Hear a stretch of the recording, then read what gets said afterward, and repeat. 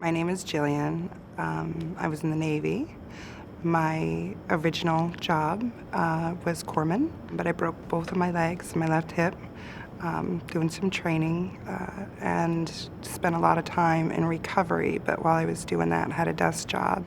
They were really good about it, and they wanted me to be set up with the VA, at least medically, so that when they did cut me loose and, give me my severance pay, I wasn't paying to see a doctor. So that kind of got me there, VA-wise.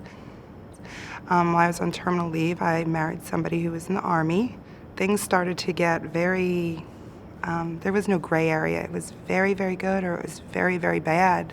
And he started becoming violent, and it was pretty unrelenting. I mean, it was bad. Once we got back stateside, it was just too much. They finally did let him off active duty. I did seek some help from the VA. They had known what went on, and it was really scary. With the anxiety, your heart races. I mean, it's just insanely fast. You sweat, you get paranoid, you keep looking over your shoulder. Insomnia, you don't sleep.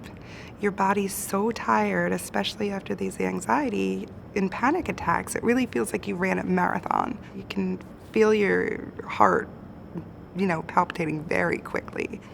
There was a lot of trust issues, and I had doctors that worked through it with me.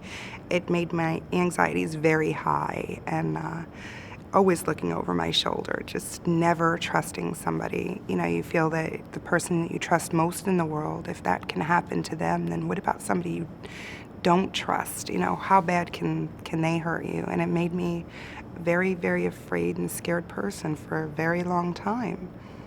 My second ex-husband, civilian, but he had different issues. He was raised in a house of violence. His father was very abusive to his mom, and, I didn't see the warning signs. It was after that I got the most help for what the root of the problem was, and I was very aggressive with it. When I went to the VA here, I kept telling them, something's not right, something's not right. I'm still very nervous, and I don't know what it is. I can't tell you what it is. So I pushed, and, they were able to find out what it is, and give a diagnosis to what it is. And they said it's PTSD, and I kind of laughed at them. I'm like, I was not, injured in combat. I did not see, my shipmates pass away or anything like that or get shot. And they're like, no, it happened in your own home. So that was kind of eye-opening too, like, there's different reasons for it happening. The VA was able to help me by finding out people that they knew of in the community, or there was a social worker down there, and she's like, there's a women's center, there's, this one, there's, story time that, you can go to, and this is a safe place.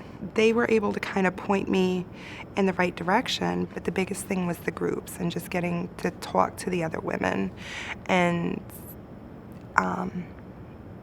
I don't know, like kind of this sisterhood, and through like us helping each other or just knowing that each other was there, that was kind of the biggest therapy, is just knowing that somebody else is there.